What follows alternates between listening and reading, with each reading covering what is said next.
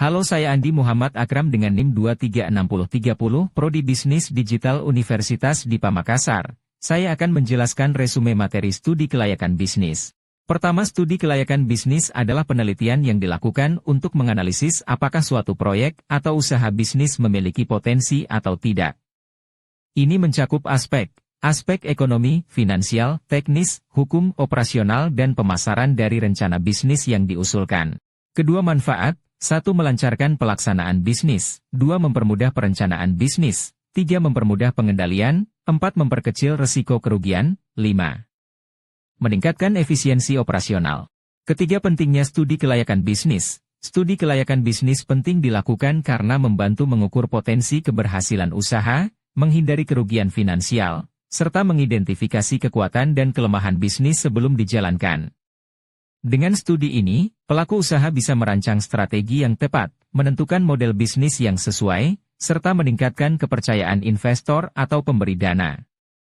Selain itu, studi kelayakan juga memberikan gambaran jelas tentang biaya, pendapatan, dan peluang pasar, sehingga keputusan bisnis dapat diambil secara lebih bijak dan minim risiko.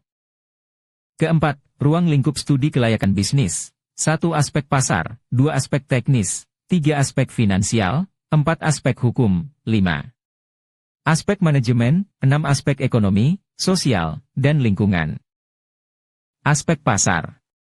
Analisis meliputi 1. Potensi ukuran pasar, permintaan. 2. Target konsumen spesifik. 3. Analisis pesaing, kekuatan dan kelemahan. 4. Strategi pemasaran, produk, harga, tempat, promosi. 5. Proyeksi penjualan, estimasi pendapatan. Aspek teknis.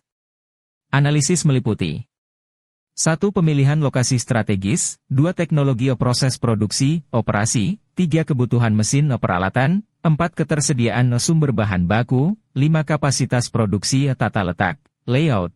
6. Kebutuhan tenaga kerja teknis. Aspek finansial. Analisis meliputi 1. Estimasi kebutuhan dana investasi awal. 2. Sumber pendanaan, modal sendiri versus pinjaman. 3. Proyeksi biaya operasional pendapatan. 4. Proyeksi arus kas, cash flow. Aspek hukum. Analisis meliputi 1. Penentuan bentuk badan usaha, PT, CV, DLL. 2. Identifikasi pengurusan izin, NIB, izin lokasi, SIUP, izin khusus. 3. Analisis kontrak penting. 4. Aspek legalitas aset kekayaan intelektual, merek, paten. Aspek manajemen. Analisis meliputi 1. Rancangan struktur organisasi. 2. Kualifikasi pengalaman tim manajemen kunci. 3. Perencanaan kebutuhan SDM, jumlah skill. 4. Sistem prosedur kerja. Aspek ekonomi.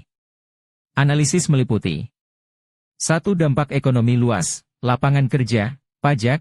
2. Dampak sosial, hubungan komunitas, CSR. 3. Dampak lingkungan, AMDAL PUKA-LUPL, limbah, dan sumber daya alam.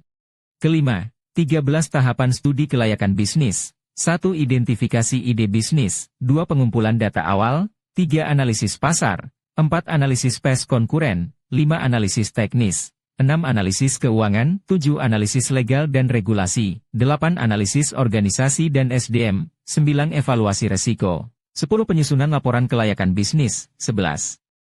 Pengambilan keputusan. 12.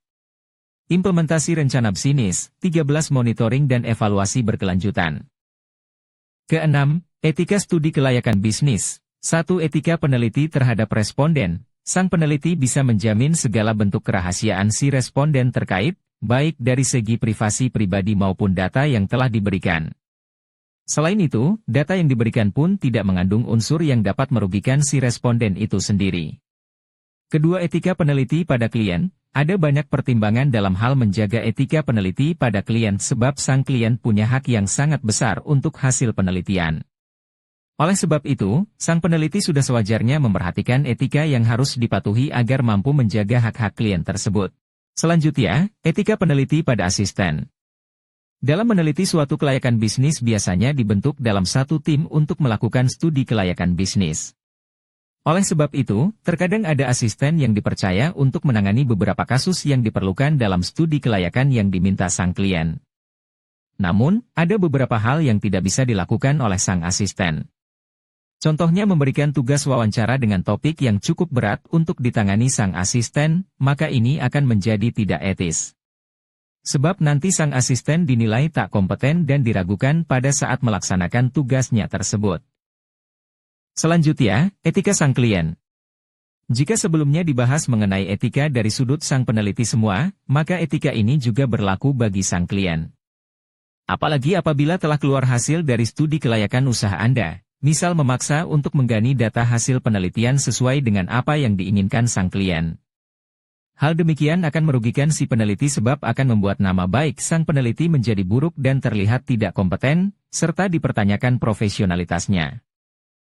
Yang terakhir kesimpulan, studi kelayakan bisnis adalah langkah awal yang sangat penting untuk menentukan apakah suatu ide usaha layak dijalankan atau tidak. Dengan melakukan analisis menyeluruh terhadap aspek pasar, keuangan, operasional, dan risiko, pelaku usaha dapat membuat keputusan yang lebih terarah dan rasional. Studi ini tidak hanya membantu menghindari kerugian, tetapi juga memberikan dasar kuat untuk perencanaan strategis, menarik minat investor, serta memastikan bisnis memiliki peluang sukses yang tinggi di pasar.